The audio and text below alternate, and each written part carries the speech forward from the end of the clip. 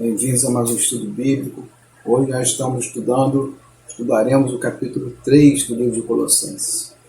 Mas antes de tudo, como sempre, vamos orar ao Senhor e pedir direcionamento ao nosso Deus.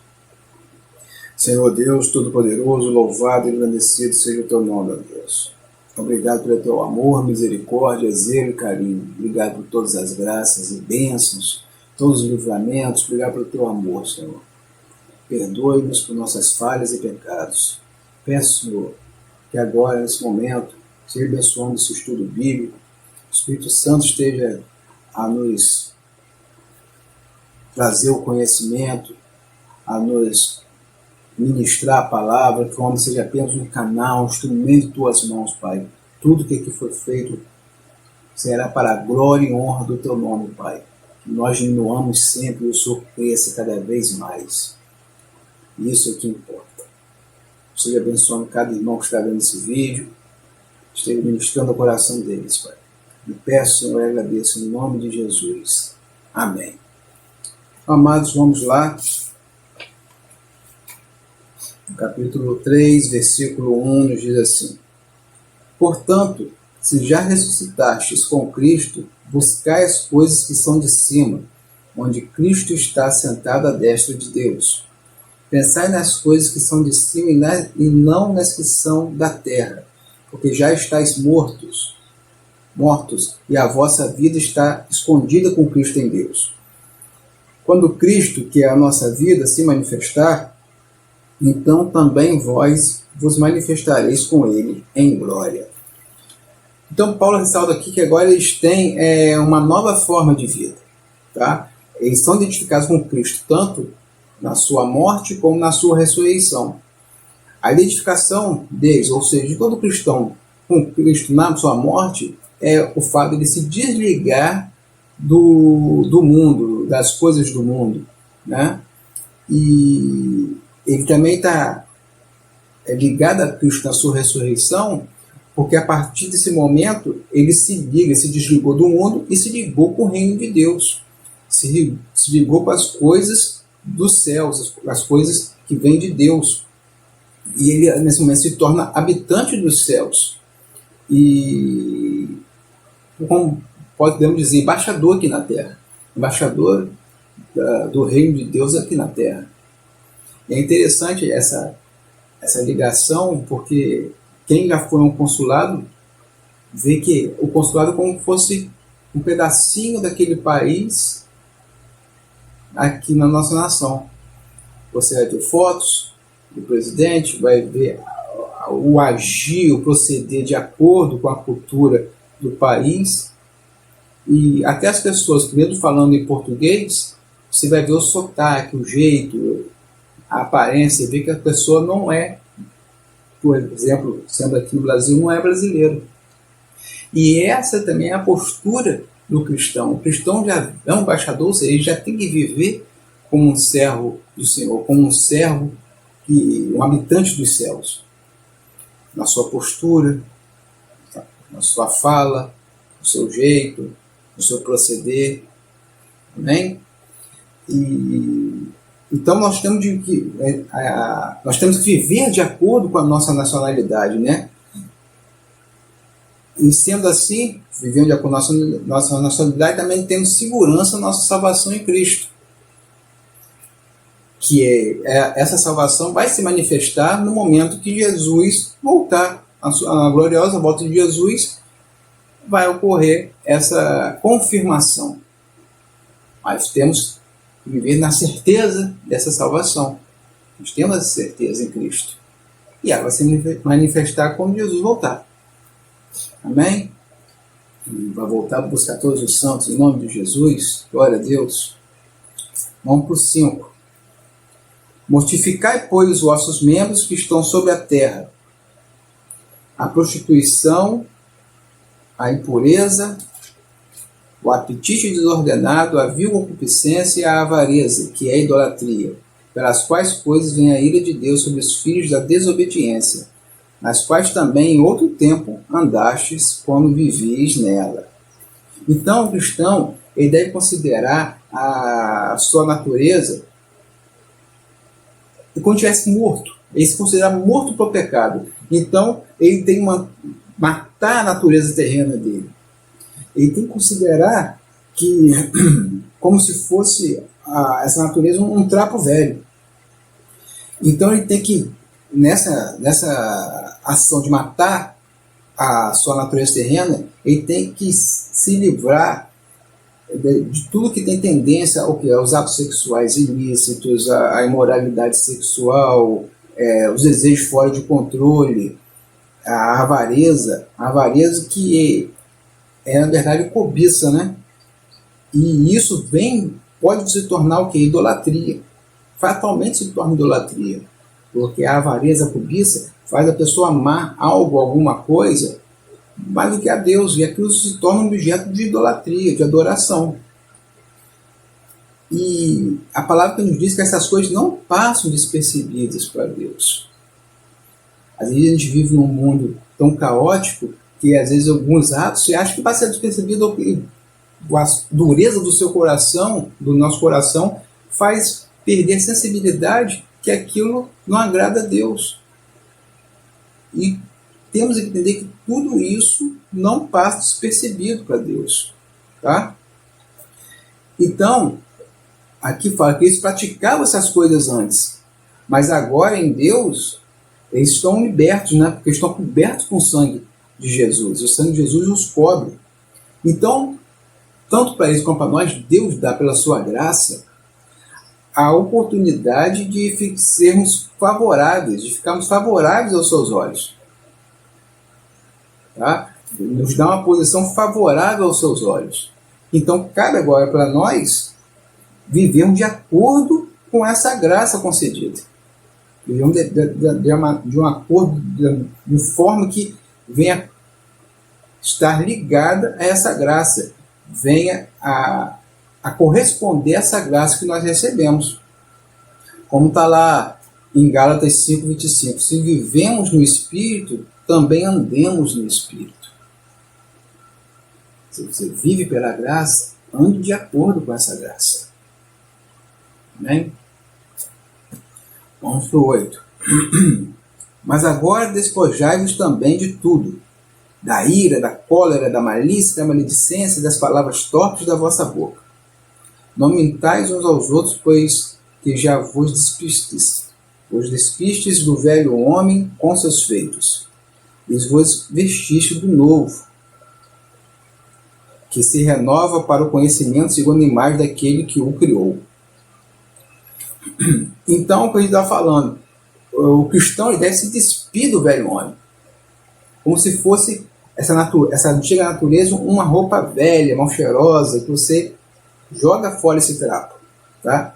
E nesse trapo sujo, o que se encontra nele? A ira, a cólera, que é uma forma mais agressiva de ira, exagerada de ira, a maldade, que é a malícia, falar mal dos outros, ser maledicente, né? A maledicência é falar mal dos outros.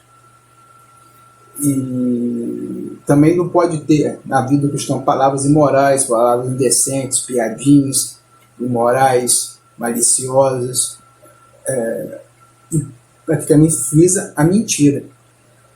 Isso não cabe mais para o cristão. Mentira é uma coisa que na Bíblia dá paternidade para o diabo. É uma coisa que vem do diabo.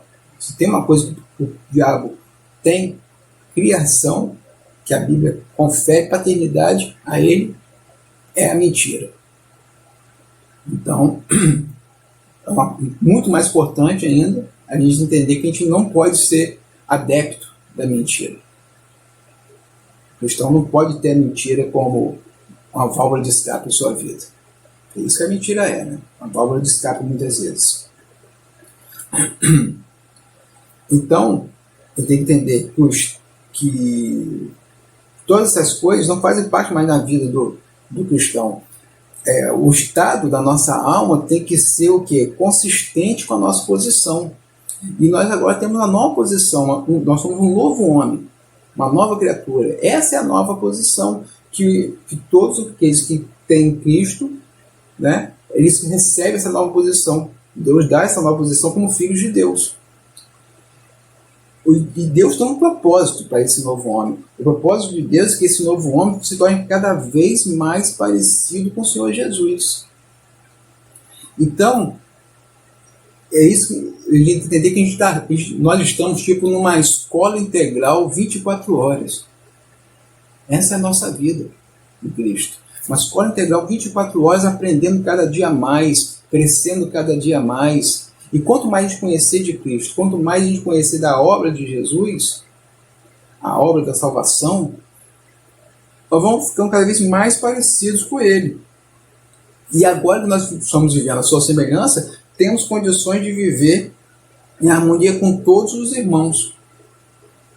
Vivendo em harmonia, sem barreira alguma, que a palavra diz aqui. Tá? Sem barreira nenhuma. Que o 11 nos diz assim: onde não há grego nem judeu, circuncisão nem circuncisão, bárbaro, cita, servo ou livre, mas Cristo é tudo em todos. Ou seja, vive em harmonia com todos e não existe barreiras. Não existe barreira de nacionalidade, de raça, de nível social, classe social. Em Cristo está todo mundo no mesmo nível. Amém? Não tem maior estudo, mais estudo, menos estudo. Em Cristo todos estão em mesmo nível. Todas essas distinções, mudanças, não servem para nada para o cristão. O que importa para o cristão é o outro ter Cristo. É ele ter Cristo, o irmão ter Cristo na vida dele. Para o cristão, Cristo é tudo e está em tudo. Cristo é a circunferência e o centro da vida do cristão. Amém? É o todo. É isso que temos que entender. Vamos adiante para o 12, que nos diz assim: revesti-vos, pois, como eleitos de Deus, santos e amados, de entranhas de misericórdia, de benignidade, humildade, mansidão, longanimidade, suportando-vos uns aos outros e perdoando-vos uns aos outros. Se algum tiver queixa contra o outro, assim como Cristo vos perdoou, assim fazei vós também. Então agora, as vestes do novo homem, nós nos despimos do velho homem. E agora temos a veste do novo homem, que essas vestes vêm com um coração terno, um coração compassivo, bondoso, humilde, manso, longânimo, paciente, né? Que suporta as falhas mútuas, as falhas dos irmãos, tá? E perdoa. Até porque nós também temos nossas falhas. Então, essa nova criatura nos faz o quê? Nos permite nos suportarmos de maneira mútua. Eu suporto meu irmão suporta. Eu tenho minhas falhas que incomodam o irmão, e o irmão também tem as falhas dele que de repente não condizem com o meu jeito de pensar. Mas nós nos suportamos, nos admoestamos, nos orientamos, nos ajudamos. Amém? E nos perdoamos. E quer ver perdão. O cristão quer ser perdoador. E aqui é dada uma dica, né, para nós nos perdoarmos. Nós aprendemos a nos perdoar. O segredo para ter um coração perdoador é lembrar o quanto Deus nos perdoa. O quanto Deus tem nos perdoado. Se Deus tem perdoado tanta coisa que eu faço, tantos erros, tantos pecados, um volume tão grande, como que eu não vou perdoar meu irmão com uma coisa, um agravo bem menor do que os que eu cometo em relação a Deus? E Deus perdoa de todo o coração, perdoa livremente. O perdão dele, ele dá livremente e se esquece do que foi feito. Aquilo ficou para trás. Nós temos que ter essa mesma postura no perdoar. Amém? Então vamos adiante agora, vamos para o 14. E sobre tudo isto, revesti-vos de caridade, que é o vínculo da perfeição, e a paz de Deus, para a qual também fostes chamados em um corpo, domine em vossos corações e sede agradecidos. Então Paulo cita o amor aqui como se fosse a peça da vestimenta do novo homem que dá o acabamento final, né? Ou seria a peça que une toda a vestimenta, como se fosse um cinto, tá? Então, isso nos faz entender o quê? Que o amor é que sustenta as outras virtudes. Você pode ter mais virtudes, mas o amor é o principal. Ele que vai formar a simetria perfeita, vai formar uma vestimenta perfeita. Todas as outras virtudes, elas têm que estar centradas em amor. O cristão tem que ter amor. Paulo diz que o maior dom não é falar em línguas, não é curar os doentes, o maior dom é o amor. Esse é o maior dom que o cristão pode ter. E ter a paz de Deus, né? Com ele. Desculpa. Que essa paz de Deus vai ensinar que a forma que ele esteja seguindo, sabendo o caminho a seguir. É a paz de Deus que nos mostra qual caminho seguir. Porque às vezes eu vou tomar uma decisão e ela não me traz paz. Peço orientação a Deus, aquilo não me traz paz. Então, quando eu tenho a paz, em qualquer ação que eu vou ter, que eu vou fazer, em qualquer decisão que eu vou tomar, aquela paz que vem de Deus, ela te direciona o que você deve fazer. E essa paz tem que ser buscada em nossas vidas na área individual e também na área de congregação. Tá? Nós fomos formados para fazer parte de um corpo, e não para ser solitário. É o corpo de Cristo. Nós fazemos parte do corpo de Cristo. Então, o cristão a intenção é o cristão viver em congregação e não viver de forma solitária. Ou seja, nós precisamos estar congregados a uma igreja.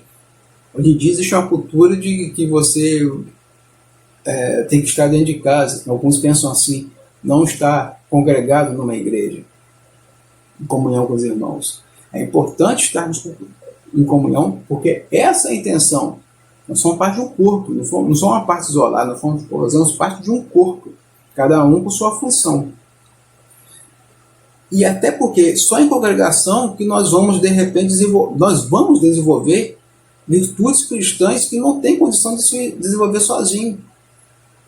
Como eu vou desenvolver amor, paciência, longanimidade, ser manso, ser compassivo, ser tolerante, perdoador, sozinho? Não tem condição. É em congregação que a gente vai também desenvolvendo essas virtudes que o cristão tem que ter. E temos que ser gratos por tudo isso. Amém? Vamos para o 16. Isso fala assim: a palavra de Cristo habite em vós abundantemente, em toda sabedoria, ensinando-vos e admoestando-vos uns aos outros, com salmos, hinos e cânticos espirituais, cantando ao Senhor com graça em vosso coração. E quando fizerdes por palavras ou por obras, fazei tudo em nome do Senhor Jesus, dando por ele graças a Deus Pai. Devemos lembrar que o cristão nessa época aqui, ele só tinha acesso ao Antigo Testamento, tá? Em termos de escritura. E tudo que era aprendido acerca de Jesus era de forma verbal. Ele não tinha um Novo Testamento nem livros cristãos para se orientar e para aprenderem mais. Tudo era de forma verbal, tá? Tudo era ensinado e de forma a instruir e aconselhar. Então, eles se instruíam uns aos outros, aquele que sabia mais instruir, aquele que, voltado dentro da palavra de Deus, aconselhava. E essa é uma responsabilidade daquela época que é passada para a gente também. Nós temos essa responsabilidade de compartilhar o conhecimento das Escrituras uns com os outros e orientar os irmãos com conselhos baseados na palavra de Deus. Não em achismos, não em carnalidade, mas baseado na palavra de Deus. Aqui no 17, Paulo está dando uma regra que, se ela for seguida mesmo, vai fazer a gente crescer, estarmos cada vez mais ligados na forma a agradar a Deus. Que fala o quê? Ele vai fazer tudo em nome de Jesus, fazer tudo em nome do Senhor Jesus. Então, se eu procuro fazer tudo em nome do Senhor Jesus, eu vou procurar ter as atitudes assim. O que isso aqui que eu vou fazer vai levar glória para o nome do Senhor Jesus? Se o Senhor Jesus voltasse agora e me visse fazendo isso ou falando isso aqui, ele ficaria contente? Eu tenho vivido de forma a levar honra, levar glória ao nome do Senhor Jesus? Isso é do agrado dele? Se nós tivermos essa postura de fazer tudo em nome de Jesus, tudo que agrada a Jesus, nos policiarmos dessa forma, isso vai nos fazer crescer cada vez mais espiritualmente. Sermos agradáveis a Deus. Isso é uma regra de ouro. E se a gente seguir o pé da letra, nós vamos crescer de forma surpreendente, crescer espiritualmente. Amém? Então vamos adiante, nos fala aqui no 18. Vós, mulheres, estáis sujeitas a vosso próprio marido, como convém no Senhor. Vós, maridos, amai a vossa mulher e não vos irriteis contra ela. A partir daqui, Paulo ele vai ensinar regras para 3 tipos de relacionamento. E começa aqui com o relacionamento do marido e da esposa. A esposa, vamos pensar, no plano divino, a cabeça do casal é o marido, é a cabeça do lar, é o homem. A esposa segue a liderança do marido em tudo que seja leal a Cristo. Se o marido estiver liderando de forma que não condiz com o que é agradável a Cristo, a lealdade da esposa está com Cristo. É claro que a mulher sábia, ela vai procurar direcionar o marido, mostrar o erro que ele está cometendo e mostrar o caminho que ele deve seguir. Ela é ajudadora. Ela faz parte desse relacionamento. Tá? E claro que existem casos em que o marido ele não tem a posição de liderança, ele não se impõe com liderança, ele não exerce essa liderança. Então cabe à mulher, nesse caso, ajudar o marido, complementar a parte dele, não pegando o lugar dele, mesmo que ela seja mais capacitada, tá? Mas o ajudá-lo, nesse caso. E o marido, cabe ao marido amar a esposa, tratá-la bem, cuidar dela.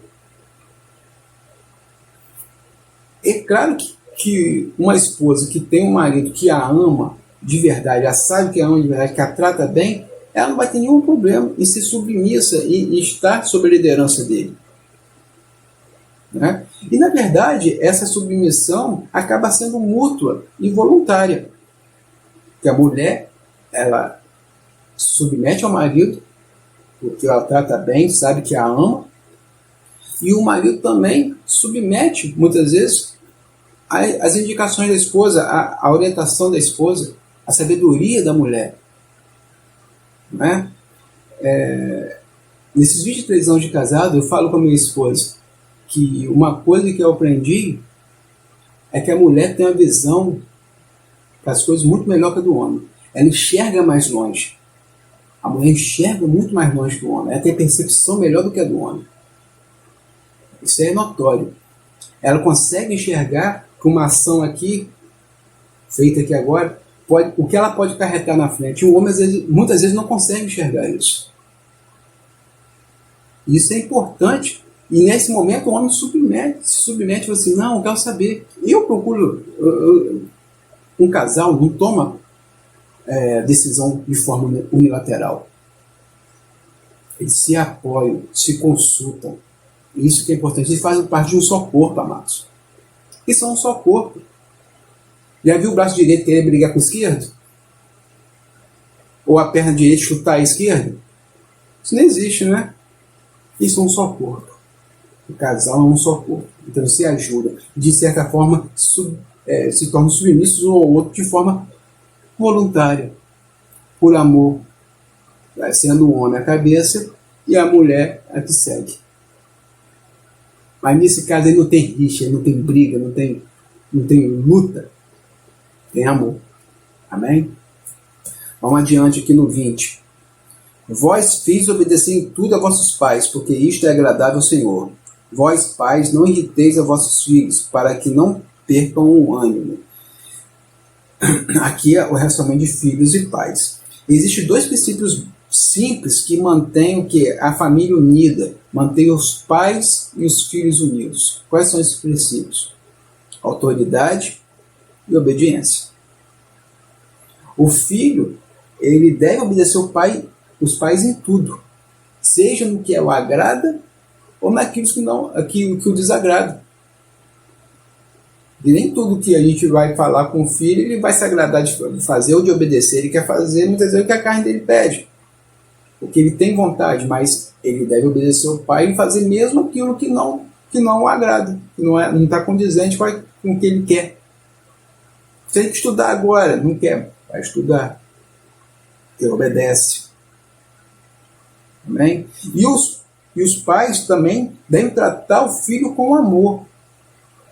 Na hora que tiver disciplinar com firmeza, tem que sim disciplinar, mas disciplinar sempre com amor. Tá?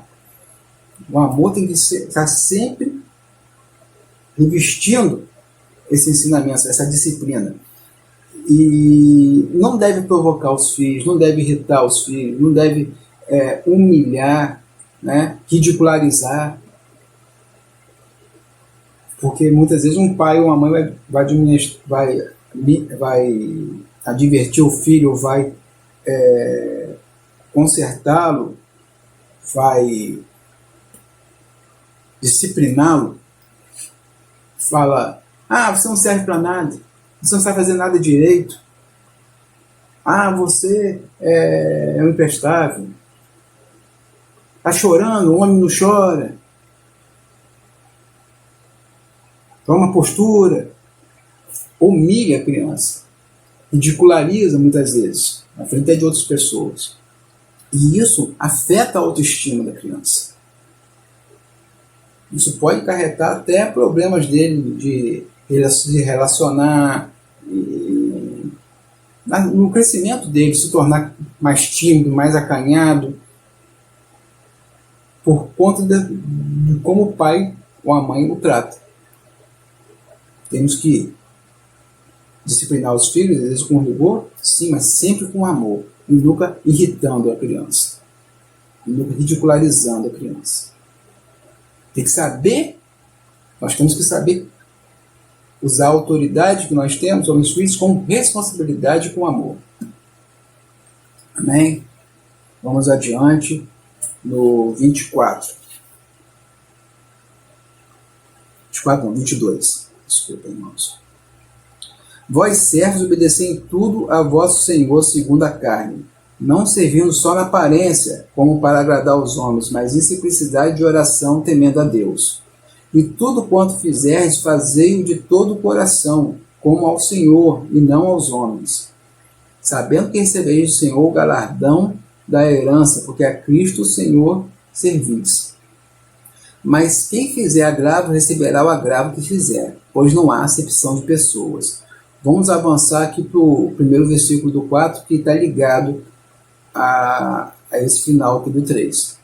Ele fala assim: vós, senhores, fazei o que for de justiça e equidade a vossos servos, sabendo que também tendes um Senhor nos céus. Aqui nessa época, mas os servos eram o quê? Escravos. Tá? E com certeza causou grande admiração a todos o fato de, na carta de Paulo, estar citando os escravos. Porque isso, com certeza, eles havia pouca consideração por eles na sociedade. E Paulo toca na questão deles na carta. Com certeza isso causou admiração, chamou a atenção nessa carta. Então fala o quê? Que os servos deveriam trabalhar com excelência, fazendo bem seu trabalho, como se o Senhor deles fosse o próprio Jesus, fosse Deus o Senhor deles. Então ele está fazendo para Deus, fazendo o melhor que ele pode, tá?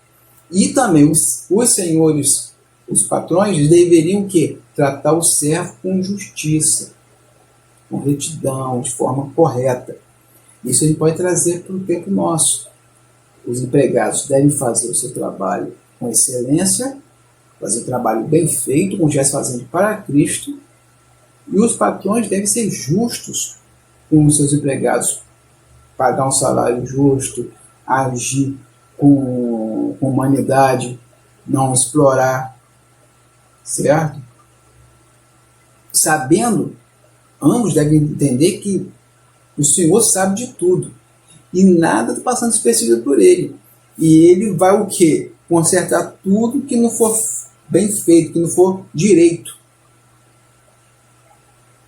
Nós estamos sob a tutela de Deus. Deus está enxergando tudo e vai pagar a cada um de acordo com o seu ato em relação a dentro desse relacionamento de servos e senhores. Ou seja, o patrão não pode ser injusto, não pode oprimir nem explorar seus empregados, querer ficar rico explorando os seus empregados, querer explorá-los pagando um salário mínimo, um salário pequeno e exigindo tudo deles, né? Pagando salário de miséria, explorando os empregados. E também o servo, ele não pode trabalhar com preguiça, o empregado não pode trabalhar com preguiça, tá? Não pode enganar no serviço, finge que trabalha, como falam, como médico de trabalho, fica morcegando, né? Fica lá fingindo que trabalha e não pode fazer um trabalho mal feito, tem que fazer trabalho com excelência. Então esse é o último relacionamento que Paulo cita aqui no 3. Amém? Então terminamos aqui nosso estudo de hoje. Que Deus abençoe a todos. Eles confiram uma semana de bênção, uma semana de paz. Se cuidem. Busquem cada vez mais a face do Senhor. Amém? Para procurarmos ser cada vez mais a imagem de Cristo. Para agradarmos a Deus. Amém? Vamos orar? Senhor Deus Todo-Poderoso, louvado seja o nome do Senhor. Obrigado, Pai, por tudo que foi realizado aqui. Obrigado pelo teu amor, misericórdia, zelo e carinho. Obrigado, Senhor, por sua paciência para conosco.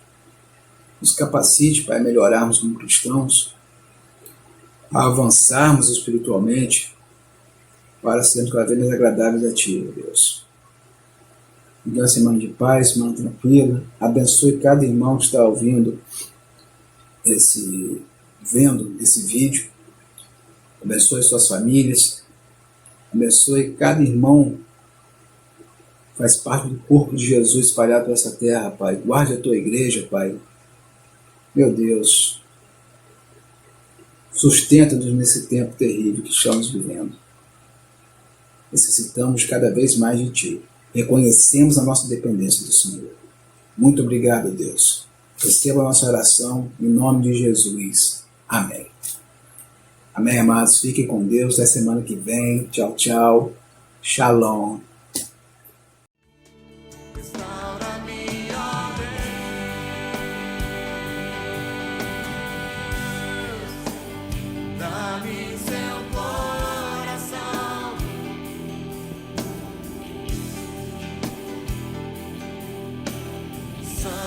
Santifica-me, purifica-me, dá-me seus olhos, restaura-me, ó Deus,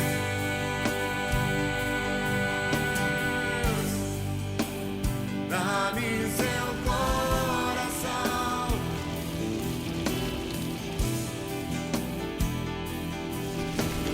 santifica-me,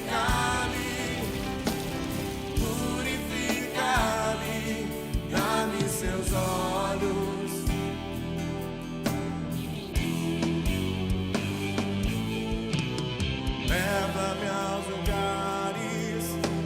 a comunhão